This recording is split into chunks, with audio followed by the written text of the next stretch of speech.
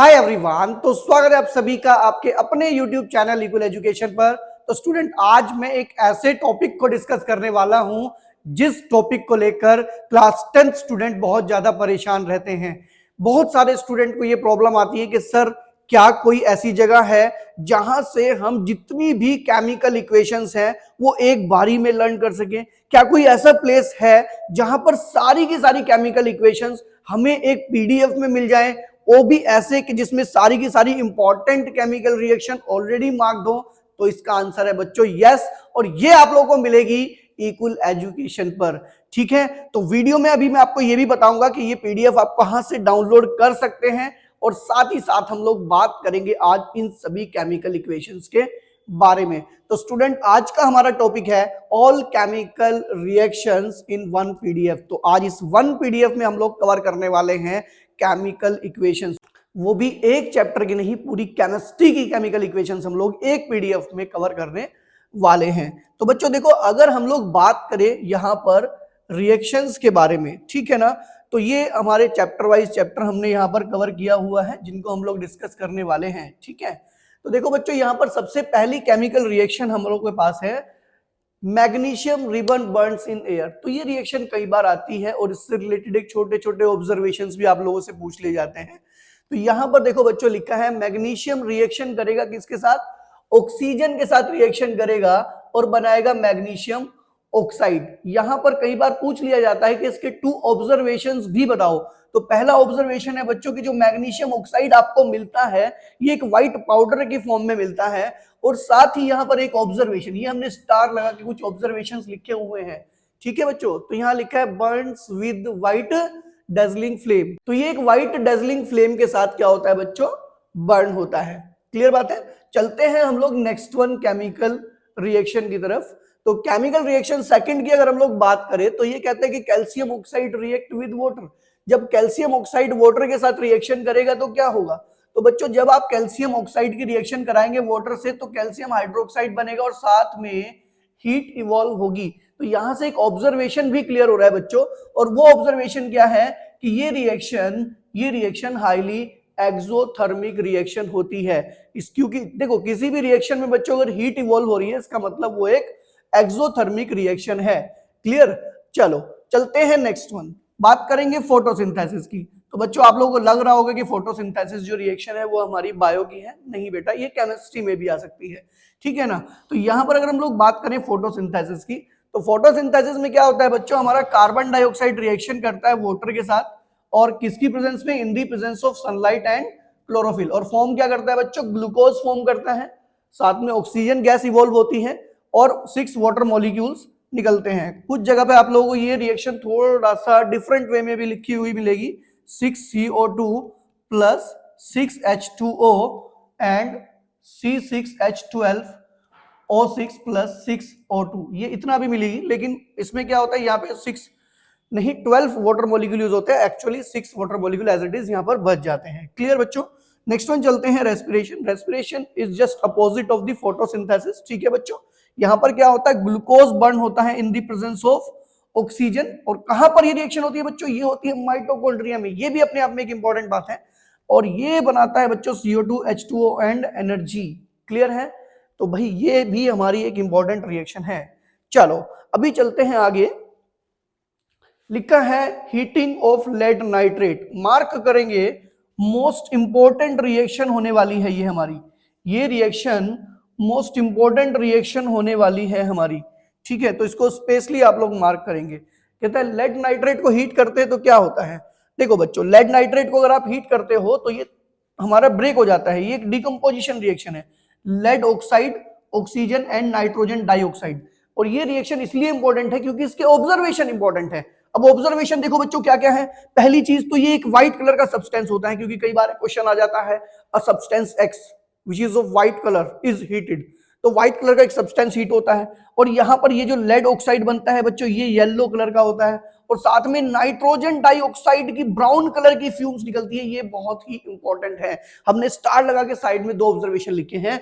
Brown fumes of nitrogen dioxide evolve, yellow PPT of lead oxide is formed. और भाई ये अपने आप में एक एंडोथर्मिक रिएक्शन है क्योंकि हम इसमें हीट प्रोवाइड कर रहे हैं। ठीक है बच्चों, इसको थर्मल डिकम्पोजिशन भी आप कह सकते हैं।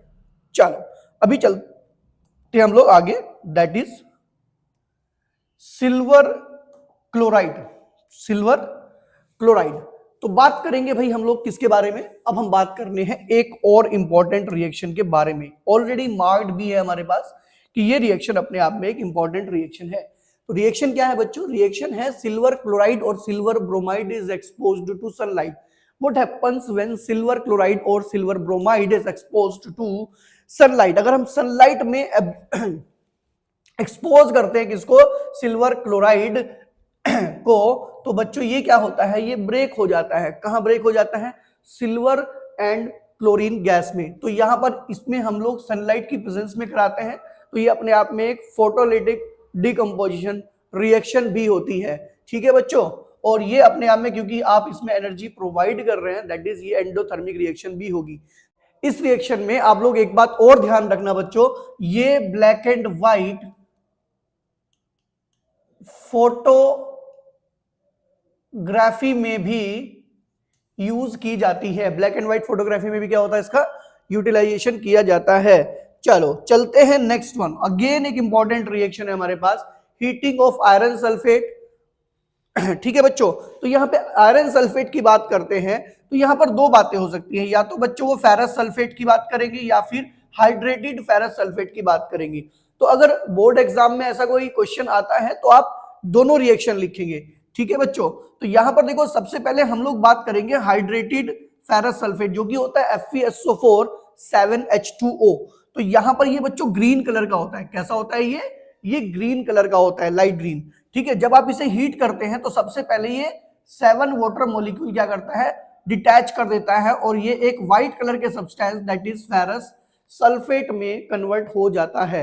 यहां पर ध्यान रखना, व्हाइट कलर और कलरलेस सेम होता है, क्योंकि जितने भी व्हाइट कलर के सब्सटेंस होते हैं जब इन्हें पानी में आप डिसॉल्व करते हैं तो ये कलरलेस हो जाते हैं। फॉर एग्जांपल सोडियम क्लोराइड, नमक आपको व्हाइट कलर का दिखता है, लेकिन जैसे आप इसे पानी में डिसॉल्व करते हैं ये कलरलेस हो जाता है। ठीक है बच्चों, अब ये जो अगर आप इस फेरस सल्फेट को फर्दर हीट करते हैं तो डिकम्पोज हो जाता है किसमें, ferric oxide, sulphur dioxide and sulphur trioxide. तो भाई ये रिएक्शन भी आप लोग मार्क करेंगे, मोस्ट इंपॉर्टेंट रिएक्शन है ये। ठीक है, ये कई बार एग्जाम में पूछी गई है। चलो चलते हैं नेक्स्ट वन रिएक्शन पर।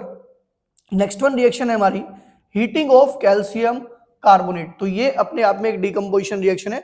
अगर आप कैल्शियम कार्बोनेट को हीट करते हैं तो ये calcium oxide and carbon dioxide gas में डिकम्पोज हो जाता है, क्योंकि हीट आप प्रोवाइड कर रहे हैं, that is it will be an endothermic reaction. तो बच्चों ये हमारी 8 रिएक्शन थी। अभी चलते हैं हम लोग आगे। इस एक सिंगल वन वीडियो में आज हम सारी केमिकल रिएक्शन डिस्कस करने वाले हैं। ठीक है ना, चलो अभी हम लोग डिस्कस करेंगे दैट इज 9th रिएक्शन के बारे में। लिखा है सम कॉम्बिनेशन रिएक्शन। तो बच्चों यहां पर हम लोग डिस्कस करेंगे कुछ कॉम्बिनेशन रिएक्शंस के बारे में। तो कॉम्बिनेशन रिएक्शन के बारे में अगर हम लोग बात करें तो कॉम्बिनेशन रिएक्शन क्या होती है बच्चों, जहां पर कोई भी दो सब्सटेंस आपस में मिलकर एक सिंगल सब्सटेंस बनाते हैं उसे कॉम्बिनेशन रिएक्शन कहते हैं। अब देखो यहाँ पे कार्बन ऑक्सीजन मिले, सिंगल प्रोडक्ट बन गया हमारा, दैट इज CO2। ठीक है, H2 एंड O2 आपस में मिले और क्या बना दिया हमने, H2O। तो यहाँ पर जिस भी रिएक्शन में दो चीजें आपस में कंबाइन होती हैं और वो सिंगल वन प्रोडक्ट फॉर्म करती हैं, उसे हम क्या कहते हैं बच्चों, कॉम्बिनेशन रिएक्शन कहते हैं। तो ये सभी एग्जांपल्स हैं हमारे पास कॉम्बिनेशन रिएक्शन के। नेक्स्ट वन हम लोग डिस्कस करते हैं बच्चों सम डिस्प्लेसमेंट रिएक्शन। तो यहाँ पर हम लोग डिस्प्लेसमेंट रिएक्शन के बारे में डिस्कस करने वाले हैं। तो डिस्प्लेसमेंट रिएक्शन में क्या होता है बच्चों, मान लेते हैं मेरे पास एक कंपाउंड है ये और एक ये एक एलिमेंट है, तो ये अगर इससे मोर रिएक्टिव है तो इसको डिस्प्लेस कर देगा और बना देगा ZB और इस A को यहां से बाहर निकाल देगा। मतलब यहाँ पे एक मोर रिएक्टिव एलिमेंट का जो एटम होता है एक लेस रिएक्टिव एलिमेंट के एटम को उसके कंपाउंड से या उसके सोल्ट से डिस्प्लेस कर देता है। तो यहाँ पर देखो बच्चों, सोडियम जो होता है वो जिंक से ज्यादा रिएक्टिव होता है, तो यहाँ से जिंक को निकाल देगा ये और खुद इसके प्लेस पर आ जाएगा और सोडियम सल्फेट एंड जिंक बना देगा। सिर्फ Fe कॉपर को निकाल देगा। और ये वाली रिएक्शन अपने आप में इंपॉर्टेंट है। और ये रिएक्शन कैसे आती है मैं आपको बता दूं, ये रिएक्शन आती है what happens when iron nail is placed in copper sulphate solution. तो यहाँ पर ये जो कॉपर सल्फेट सॉल्यूशन का ब्लू कलर है ये फेरस सल्फेट के ग्रीन कलर में कन्वर्ट हो जाता है, क्योंकि यहाँ पर एक डिस्प्लेसमेंट रिएक्शन होती है। ठीक है बच्चों, चलो आगे चलते हैं हम लोग।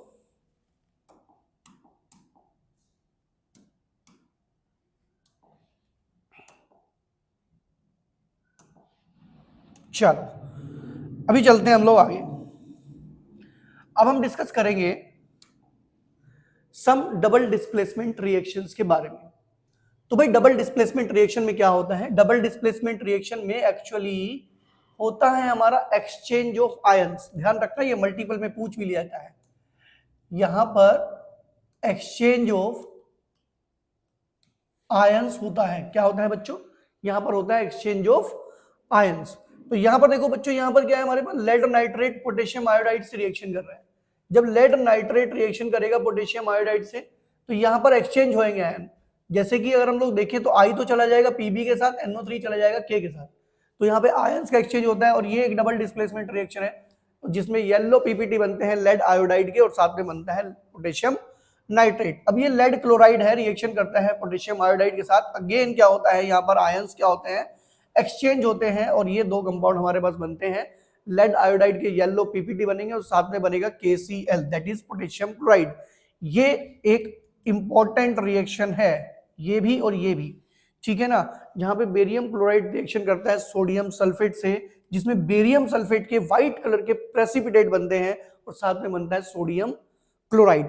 ठीक है ना, तो स्पीडली लेके चलेंगे। ठीक है, चलो चलते हैं next one, that is called the heating of copper in air and obtain copper oxide, जिसको कॉपर ब्लैक भी कहते हैं। ठीक है बच्चों, एक्चुअली कॉपर जो होता है ब्राउन कलर का होता है। अगर आप इसे ऑक्सीजन की प्रेजेंस में बर्न करते हैं then it form copper oxide, जो कि अपने आप में एक ब्लैक कलर का सब्सटेंस होता है। आपने देखा भी होगा किसी कॉपर वायर को अगर आप बर्न करते हैं तो उसके ऊपर एक ब्लैक कलर की लेयर आ जाती है और वो होती है कॉपर ऑक्साइड की। चलो चलते हैं आगे। तो चलते हैं यहां पर रिएक्शन नंबर 13 पर। ठीक है, चलो देखो भाई, रिएक्शन नंबर 13 की अगर हम लोग बात करें तो रिएक्शन नंबर 13 क्या कहती है? Carbon dioxide is pass through lime water also when CO2 is passed in excess. Most important reaction है भाई, मार्क करेंगे आप लोग।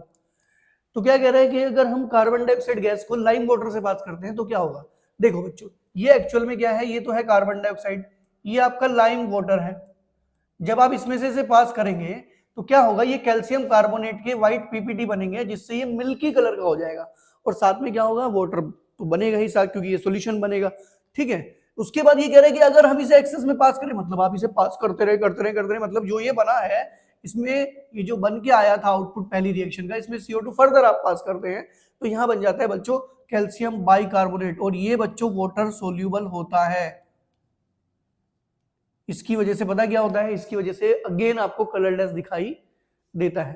क्लियर बात है? तो ये थी हमारी रिएक्शन नंबर 13। अभी हम लोग डिस्कस करने वाले हैं रिएक्शन नंबर 14, और भाई आप मार्क करेंगे रिएक्शन नंबर 14 अपने आप में बहुत इंपॉर्टेंट रिएक्शन है। इसको आप किसी भी कंडीशन में मिस नहीं कर सकते। जब एसिड रिएक्ट करेगा किसी मेटल कार्बोनेट और मेटल बाइकार्बोनेट से, तो ध्यान रखना बच्चों, कोई भी एसिड अगर मेटल कार्बोनेट या मेटल बाइकार्बोनेट से रिएक्शन करता है तो यहां पर salt, water and CO2 gas evolve होती है। फॉर एग्जांपल, अगर हम HCl दैट इज एक एसिड है, रिएक्शन कराते हैं सोडियम कार्बोनेट से तो सोडियम क्लोराइड बनता है और साथ ही वाटर एंड CO2 बनता है। क्लियर? ऐसे ही अगर आप HCl का रिएक्शन कराते हैं सोडियम बाइकार्बोनेट या सोडियम हाइड्रोजन कार्बोनेट के साथ, दोनों नाम इसी के हैं बच्चों, तो ये बनता है sodium chloride, water and CO2। तो मार्क कर लेना, बहुत ही इंपॉर्टेंट रिएक्शन है ये। ठीक है, चलो अभी चलते हैं हम लोग नेक्स्ट वन, दैट इज अपनी रिएक्शन नंबर 15 पर। तो रिएक्शन नंबर 15 कहता है एसिड का रिएक्शन कराना है मेटल से। तो जब भी बच्चों को एसिड रिएक्शन करता है मेटल से तो salt and hydrogen gas evolve होती है। ध्यान रखना, प्लैटिनम, गोल्ड, सिल्वर जो है ये रिएक्शन नहीं करते हैं एसिड से, क्योंकि ये हाइड्रोजन से कम रिएक्टिव होते हैं। ठीक है बच्चों, चलो देखो यहां पर हमने एक चीज और भी की है, और वो ये कि हमने एसिड की रिएक्शन मेटल से अलग दिखाई है और साथ ही हमने नाइट्रिक एसिड की रिएक्शन मेटल से अलग दिखाई है। तो बच्चों अगर हम लोग बात करें सोडियम की, जब नाइट्रिक एसिड से रिएक्शन करेगा, देखो हम बात कर रहे थे कि जब कोई मेटल रिएक्शन करता है किसी एसिड से तो वो क्या निकालता है, वो हाइड्रोजन गैस इवॉल्व करता है। लेकिन नाइट्रिक एसिड ऐसा नहीं करता है। नाइट्रिक एसिड एक स्ट्रॉन्ग ऑक्सीडाइजिंग एजेंट होता है, ये हमने लिखवाया है देखो यहाँ पे कि एक स्ट्रॉन्ग ऑक्सीडाइजिंग एजेंट होता है।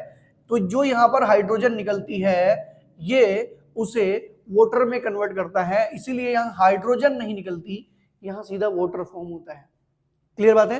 देखो एक और एक्सेप्शन लिखा है, दो ऐसी मेटल भी हैं जो हाइड्रोजन गैस निकाल सकती है, किसके साथ, नाइट्रिक एसिड के साथ। तो ये वाला पार्ट बहुत इंपॉर्टेंट हो जाता है भाई, तो इसको आप मिस नहीं करेंगे बिल्कुल भी। तो दो यहां पर ऐसी मेटल भी है जो हाइड्रोजन गैस निकाल सकती है नाइट्रिक एसिड के साथ, वो है कौन, मैग्नीशियम एंड मैग्नीज। क्लियर है। चलो तो ये थी हमारी रिएक्शन नंबर 16। चलते हैं रिएक्शन नंबर 17 पर। चलो अगर हम लोग रिएक्शन नंबर 17 की बात करें तो ये है जिंक रिएक्ट विद NaOH। तो जब जिंक रिएक्शन करता है सोडियम हाइड्रोक्साइड के साथ देन क्या होता है, देखो बच्चों जिंक जब रिएक्शन करता है ना सोडियम हाइड्रोक्साइड के साथ तो ये फॉर्म करता है sodium zincate and hydrogen gas. तो ये अपने आप में अगेन एक इंपॉर्टेंट रिएक्शन हो जाती है, ठीक है ना। कि जब कोई मेटल रिएक्शन करेगा बेस के साथ तो सोल्ट एंड हाइड्रोजन गैस निकलेगी। तो यहां पर जो ये कंपाउंड बनता है ना दैट इज सोडियम जिंकेट, तो ये अपने आप में एक बहुत इंपॉर्टेंट हो जाता है क्योंकि इसका फॉर्मूला बच्चे गलत लिखते हैं। अगर ये एल्यूमिनियम के साथ रिएक्शन करता है तो सोडियम एल्यूमिनेट बनता है। क्या बनता है, सोडियम एल्यूमिनेट। और इसका फॉर्मूला होता है NaAlO2। देखो NaAl क्यों बना, +1 इसके ऊपर है और +3 इसके ऊपर है और -4 हो जाएगा इन दोनों का। ऐसे ही यहाँ भी +2 था और +2 था और -4। देखो ये पूरा पूरा बैलेंस होना चाहिए, ठीक है।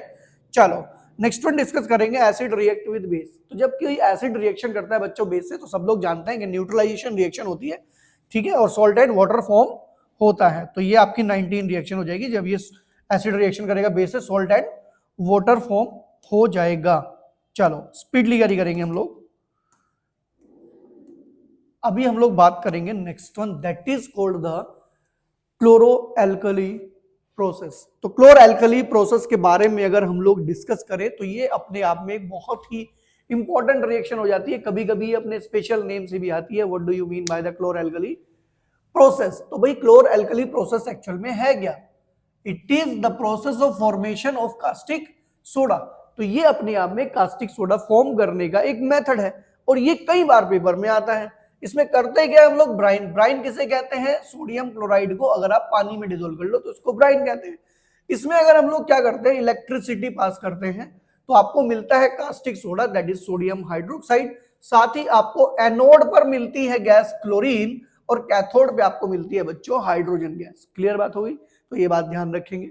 नेक्स्ट वन अगर हम लोग बात करें, कहते हैं फॉर्मेशन ऑफ ब्लीचिंग पाउडर। तो ये भी अपने आप में एक इंपॉर्टेंट रिएक्शन है, ठीक है ना। तो इसमें ब्लीचिंग पाउडर बनाएंगे हम लोग। तो ब्लीचिंग पाउडर कैसे बनाते हैं भाई, कैल्शियम हाइड्रोक्साइड में अगर आप क्लोरीन गैस पास करते हैं तो ब्लीचिंग पाउडर बनता है कैल्शियम ऑक्सीक्लोराइड, ठीक है, और साथ में बनता है वाटर। नेक्स्ट फॉर्मेशन देख लेते हैं बच्चों। तो ये भी अपने आप में एक इंपॉर्टेंट रिएक्शन है, कहते हैं formation of baking soda and washing soda. Baking soda and washing soda की फॉर्मेशन के बारे में डिस्कस कर लेते हैं। तो भाई सोडियम क्लोराइड सॉल्यूशन जिसको हम ब्राइन कहते हैं, उसे आप सैचुरेट करेंगे अमोनिया के साथ और उसमें पास करेंगे CO2 गैस। ऐसा करने से आपको मिलेगा बेकिंग सोडा जिसको हम कहते हैं सोडियम हाइड्रोजन कार्बोनेट। क्लियर बच्चों, और साथ में बनता है अमोनियम क्लोराइड। तो हमारा इतना काम, अगर कोई पूछता है आपसे कि वॉशिंग सोडा कैसे बनाएंगे तो बस आप रिएक्शन नंबर A लिखेंगे। लेकिन अगर कोई पूछता है वॉशिंग सोडा कैसे बनाएंगे तो आपको ये तीनों रिएक्शन लिखनी पड़ेंगी, क्योंकि यहां से बनेगा पहले बेकिंग सोडा। अब ये जो आपका बेकिंग सोडा है जब आप इसे हीट करेंगे तो आपको मिलेगा सोडियम कार्बोनेट। अब सोडियम कार्बोनेट में 10 वाटर मॉलिक्यूल आप अटैच करोगे तो आपको मिलेगा सोडियम कार्बोनेट डेकाहाइड्रेट, और इसी को हम लोग कहते हैं बच्चों क्या, इसी को हम कहते हैं वॉशिंग सोडा। इसी को वॉशिंग सोडा कहते हैं। क्लियर बात है बच्चों। तो ये थी हमारी रिएक्शन नंबर 22। अभी चलते हैं आगे, डिस्कस करते हैं आगे, ठीक है ना बच्चों।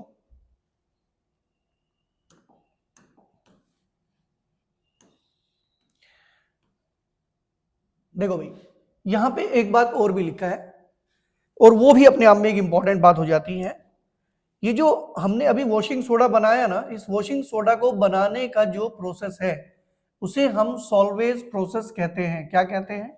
सॉल्वेज प्रोसेस कहते हैं। तो अगर आपसे कोई सॉल्वेज प्रोसेस के बारे में पूछे तो आपको ये तीनों रिएक्शंस लिखनी है और बताना भी है कि ये जो प्रोसेस है वॉशिंग सोडा को फॉर्म करने का, इसको हम लोग क्या कहते हैं बच्चों? सॉल्वे प्रोसेस कहते हैं। चलो अभी चलते हैं हम लोग next one, that is called the formation of POP. तो यहाँ पे पीओपी से रिलेटेड कुछ बात करेंगे अभी, ठीक है। देखो बच्चों, कहता formation of plaster of Paris, that is called the POP. तो पीओपी को हम बनाते हैं बच्चों जिप्सम की हेल्प से। तो ये जिप्सम है जिसे हम लोग क्या करते हैं? हीट करते हैं 100 डिग्री सेंटीग्रेड और 373 केल्विन, ठीक है ना। 373 केल्विन लिख सकते हैं या फिर आप 100 डिग्री सेंटीग्रेड लिखते हैं, तो फिर बनता है आपका पीओपी, जिसको हम लोग क्या कहते हैं बच्चों? Calcium sulphate hemihydrate. क्या कहते हैं इसको?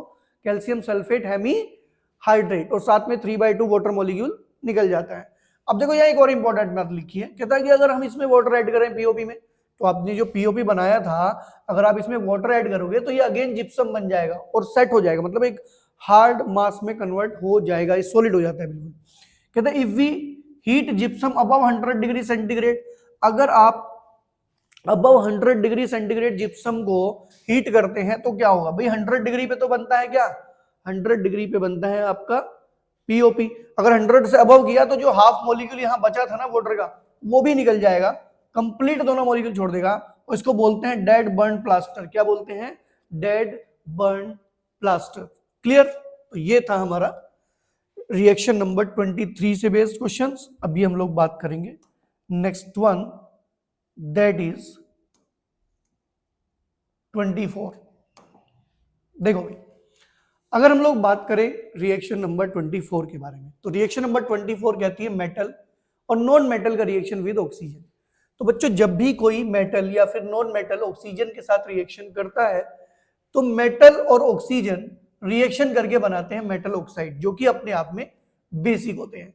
और जब कोई नॉन मेटल रिएक्शन करता है ऑक्सीजन से तो नॉन मेटल ऑक्साइड बनता है, जो कि एसिडिक होता है और कुछ कंडीशन भी है न्यूट्रल भी हो जाता है। ठीक है बच्चों, चलो अब हम एक एक एग्जांपल देख लेते हैं। यहां पर मेटल का देख लेते हैं एक एग्जांपल, और यहां बच्चों हम नॉन मेटल का एक एग्जांपल देख लेते हैं।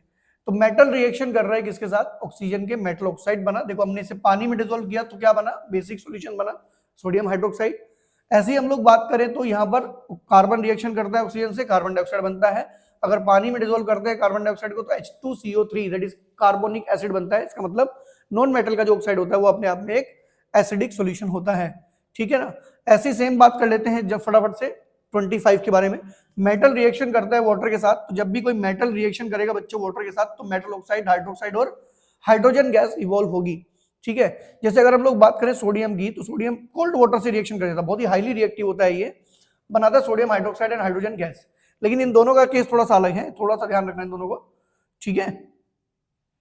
यहां पे एल्यूमिनियम रिएक्शन करता है स्टीम से, ये वाटर से नहीं करता है, स्टीम से करता है, ये भी स्टीम से करता है।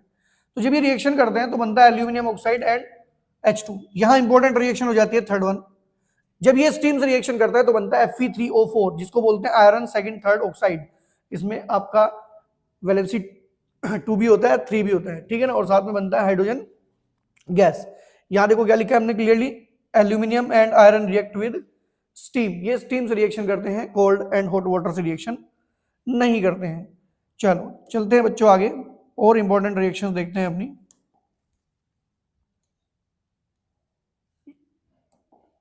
किधर reactions based on amphoteric oxides. तो ये अपने आप में एक मोस्ट इंपॉर्टेंट क्वेश्चन हो जाता है बच्चों, इसे मिस नहीं कर सकते हम लोग। तो एम्फोटेरिक ऑक्साइड्स की अगर हम लोग बात करें बच्चों, ठीक है, तो यहां लिखा है the metal oxides which shows both acidic and basic nature are called the amphoteric oxide. एक ऐसे मेटल ऑक्साइड जो एसिडिक एंड बेसिक दोनों नेचर दिखाता है उसे हम कहते हैं एम्फोटेरिक ऑक्साइड, जैसे कि aluminium oxide and zinc oxide. अब हम बात करेंगे रिएक्शन विद एसिड। जब हम लोग बात करते हैं ना बच्चों रिएक्शन विद एसिड, तो यहां पर ये कंपाउंड ऐसे बेस काम कर रहा होता है, ठीक है ना। और जब हम लोग बात कर रहे होते हैं किसकी, जब हम बात कर रहे होते हैं किसी रिएक्शन विद बेस, तो ये काम कर रहा होता है एसिड की तरह से। देखो एल्यूमिनियम ऑक्साइड इस रिएक्शन में एज ए बेस वर्क कर रहा है, और इस रिएक्शन में एज अ एसिड वर्क कर रहा है। इसका मतलब ये एसिडिक और बेसिक दोनों नेचर शो कर रहा है। ये एग्जांपल आप लोग ध्यान से लिखेंगे, बहुत इंपॉर्टेंट है। ठीक है बच्चों, चलो चलते हैं आगे।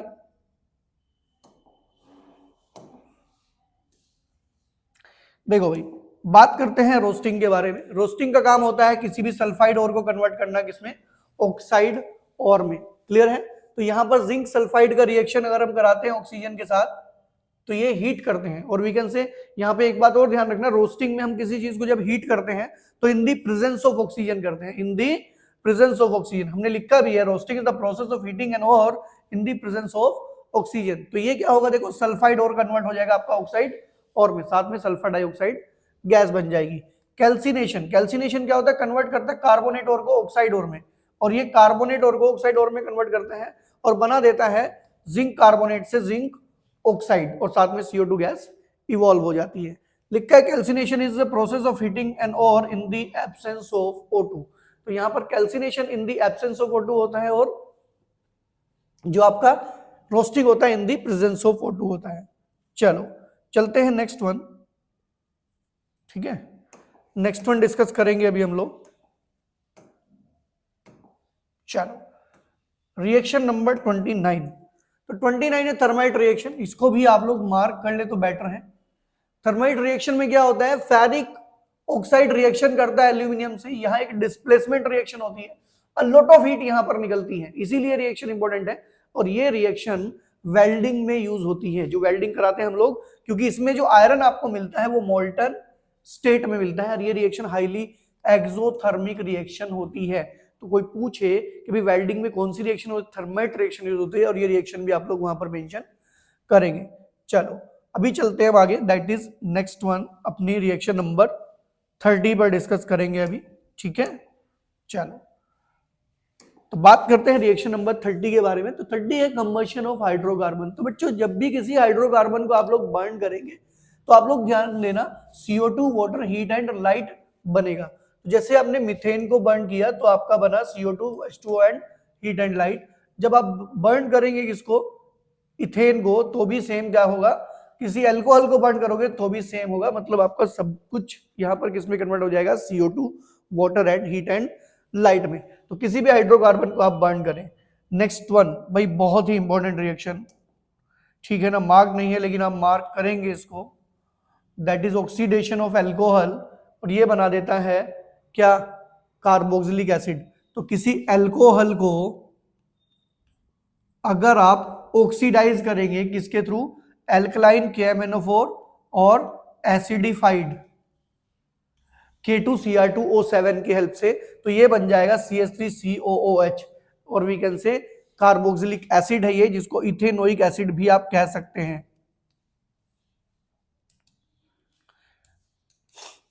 चलो नेक्स्ट वन बात करेंगे एडिशन रिएक्शन। तो ये भी अपने आप में एक इंपॉर्टेंट रिएक्शन है। चलो एडिशन रिएक्शन, ये आपका क्या है भाई, ये आपका है इथीन। इथीन रिएक्शन कर रहा है एडिशन रिएक्शन, किसके साथ, क्लोरीन के साथ। और ये Cl देखो, एक Cl यहां पे चला गया, एक Cl यहां पे चला गया। ओके, ये थोड़ा सा मिस्टेक है, ये CH2 होना चाहिए, ठीक है ना, CH2Cl, CH2Cl, ठीक है बच्चों। तो नेक्स्ट वन बात करेंगे हम लोग अभी बी पार्ट पर। ठीक है, ये अपने आप में एक इंपॉर्टेंट रिएक्शन है, इसको आप लोग मार्क करेंगे। यहां पर इथीन रिएक्शन करता है किसके साथ, इथीन रिएक्शन करता है हाइड्रोजन के साथ। तो एक हाइड्रोजन इधर आ जाता है, एक हाइड्रोजन इधर आता है, डबल बॉन्ड से सिंगल में कन्वर्ट हो जाता है। इस रिएक्शन को कहते हैं हम हाइड्रोजिनेशन रिएक्शन, जो कि यूज होती है अनसैचुरेटेड हाइड्रोकार्बन को सैचुरेटेड हाइड्रोकार्बन में कन्वर्ट करने में। तो बहुत ही इंपॉर्टेंट रिएक्शन हो जाती है ये। नेक्स्ट वन हम लोग बात करेंगे बच्चों 33। ठीक है, तो हम लोग बात करेंगे रिएक्शन नंबर 33। लिखा है एल्कोहल रिएक्ट्स विद सोडियम। तो बच्चों जब एल्कोहल रिएक्शन करता है ना सोडियम से, तो बनता है सोडियम इथोक्साइड। क्या बनता है, सोडियम इथोक्साइड, और साथ में हाइड्रोजन गैस इवॉल्व होती है। ठीक है, नेक्स्ट एक मोस्ट इंपॉर्टेंट रिएक्शन है हमारे पास, रिएक्शन नंबर 34, कहते हैं dehydration of alcohol with concentrate H2SO4। तो बच्चों जब भी आप एल्कोहल को रिएक्ट कराएंगे कॉन्सेंट्रेटेड H2SO4 443 केल्विन पर, तो उस कंडीशन में क्या होगा, ये इसके अंदर से वाटर मॉलिक्यूल डिटैच कर देगा। क्या, वाटर मॉलिक्यूल डिटैच करेगा और साथ में क्या बना देगा, इथीन, और साथ में बनेगा वाटर। क्लियर है? तो मार्क करेंगे 34, बहुत ही इंपॉर्टेंट रिएक्शन होने वाली है। नेक्स्ट चलो फटाफट से चलते हैं आगे, स्पीडली कंप्लीट करते हैं इसको। नेक्स्ट कहता formation of sodium ethanoate from ethanoic acid. तो भाई जो आपका इथेनोइक एसिड है इससे क्या बनाना है, सोडियम इथेनोएट, सोप जिसको हम लोग बोलते हैं। तो इसको आप रिएक्शन सोडियम से करा दो, सोडियम हाइड्रोक्साइड से करा दो, या सोडियम कार्बोनेट से, सोडियम बाइकार्बोनेट से। तो ये तीनों रिएक्शन है। सोडियम से कराओगे तो सोडियम इथेनोएट के साथ हाइड्रोजन गैस बनेगी, NaOH से कराओगे तो यहाँ पे H2O बन जाएगा, और भाई अगर आप सोडियम कार्बोनेट से कराओगे sodium ethanoate water and CO2 form हो जाएगा। तो कुल मिला के ये आपके पास ऑप्शन है, या आप ये भी कह सकते हैं कि सैपोनिफिकेशन, आगे रिएक्शन अभी मैं डिस्कस कराऊंगा, ये उसी का पार्ट भी है। ठीक है, चलो नेक्स्ट वन बात करेंगे 36 एस्टरिफिकेशन। तो इंपॉर्टेंट रिएक्शन है अपने आप में। एस्टरिफिकेशन क्या होता है, जब कोई कार्बोक्सिलिक एसिड किसी अल्कोहल से रिएक्शन करता है तो बच्चों एस्टर बनता है। और यहाँ एक इंपॉर्टेंट बात है, ये स्वीट स्मेलिंग कंपाउंड होता है। कोई पूछ ले स्वीट स्मेलिंग कंपाउंड कौन है, तो एस्टर्स होते हैं बच्चों। और किसकी प्रेजेंस में होता है, ये कॉन्सेंट्रेट H2SO4 की प्रेजेंस में होता है। तो ये अपने आप में एक इंपॉर्टेंट रिएक्शन है, मार्क करेंगे। नेक्स्ट आगे चलते हैं, देखो लिखा भी है carboxylic acid react with alcohol to form ester, this reaction is known as the esterification. Saponification की बात करते हैं। सेपोनिफिकेशन में क्या होता है बच्चों, सेपोनिफिकेशन में हम एस्टर से देखो सोप बनाएंगे अभी। ठीक है, हमारे पास एक एस्टर है और इसको रिएक्शन हम कराते हैं NaOH से। किससे कराते हैं, NaOH से। तो जब आप एस्टर को रिएक्शन कराओगे NaOH से तो यहाँ बन जाएगा सोडियम इथेनोएट जो कि सोप होता है, और साथ में बनेगा एल्कोहल। क्या बनेगा बच्चों, साथ में बनेगा एल्कोहल। तो ये अपने आप में एक इंपॉर्टेंट रिएक्शन है। नेक्स्ट हम लोग डिस्कस करेंगे रिएक्शन नंबर 38, और ये हमारी आज की लास्ट रिएक्शन होगी, और भाई लास्ट भी होगी और इंपॉर्टेंट भी होगी। ठीक है ना, तो बात कर लेते हैं सेपोनिफिकेशन के बारे में, सॉरी सब्स्टिट्यूशन के बारे में।